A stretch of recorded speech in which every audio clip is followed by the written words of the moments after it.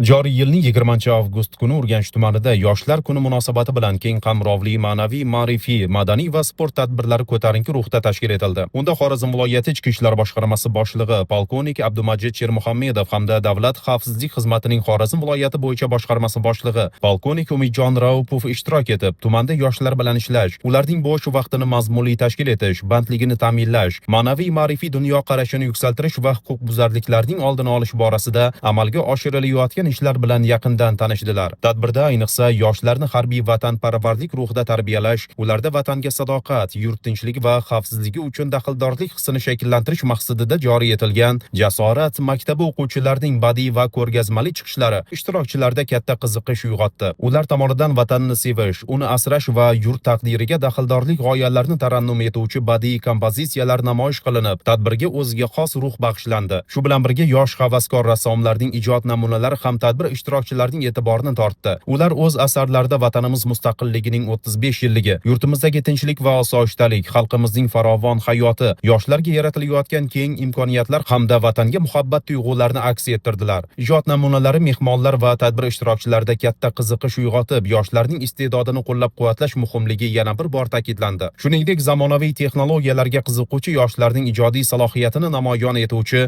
robototexnika ko'rgazmasi ham tadbirning eng qiziqarli jihatlaridan biri bo'ldi. Yosh robototexniklar tomonidan yaratilgan turli xil robotlar, texnik qurilmalar va innovatsion ishlanmalar ishtirokchilar e'tiborini tortdi. Mehmonlar yosh robototexniklar bilan suhbatlashib, ular tomonidan yaratilgan qurilmalarning ishlash prinsipi, funksional imkoniyatlar va kelgusdagi loyihalar bilan qiziqdilar. Shuningdek, yoshlarning bo'sh vaqtini mazmunli tashkil etish va ular o'rtasida sog'lom turmush tarzini keng targ'ib qilish maqsadida sportning turli yo'nalishlar bo'yicha musobaqalar tashkil etildi. Yoshlar bellashuvlarda faol ishtirok etib, o'zlarining jismoniy tayyorgarligi va sportdagi mahoratini namoyish etdilar. Tadbir doirasida yoshlarning ma'naviy dunyoqarashini yuksaltirish, kitobxonlik madaniyatini oshirish va milliy qadriyatlarga hurmat ruhida tarbiyalashga qaratilgan ma'naviy ma'rifiy dasturlar ham tashkil etildi. Iste'dodli yoshlarning ijodiy chiqishlari, kuy-qo'shiqlar va badiiy dasturlar tadbirga yanada ko'tarinki kayfiyat bag'ishladi. Yoshlarning bandligini ta'minlash masalasiga ham alohida e'tibor qaratildi. Tadbir jarayonida mehnat yarmarkasi tashkil qilinib, yoshlarga hududdagi korxona va tashkilotlarda mavjud bo'sh ish o'rinlari, kasb-hunar o'rganish imkoniyatlari hamda tadbirkorlik faoliyatini boshlash bo'yicha zarur ma'lumotlar taqdim etildi. Shundan so'ng rahbar va yoshlar uchrashuv formatida ochiq muloqot o'tkazildi. Samimiy va ochiq ruhda kechgan uchrashuvda yoshlar o'zlarini qiziqtirayotgan masalalar, muammolar, taklif va tashabbuslarni bevosita rahbarlarga yetkazdilar. Muloqot davomida yoshlarni ish bilan ta'minlash, kasb-hunarga yo'naltirish, ta'lim olishi uchun zarur sharoitlar yaratish, sport bilan shug'ullanishi, tadbirkorlik faoliyatini yo'lga qo'yishi va ijtimoiy qo'llab-quvvatlashga oid masalalar muhokama qilindi. Bildirilgan har bir murojaat mas'ullar ishtirokida atroflicha o'rganilib, ularni hal etish yuzasidan aniq chora-tadbirlar belgilab olindi. Tadbir yakunida ta'lim, sport, madaniyat, san'at, innovatsiya va jamoat ishlarida faol ishtirok etib kelayotgan, tengdoshlariga namuna bo'layotgan bir guruh ijtimoiy faol yoshlar hamda yoshlar yetakchilari rahbariyat tomonidan tashakkurnoma va esdalik sovg'alari bilan munosib taqdirlandi.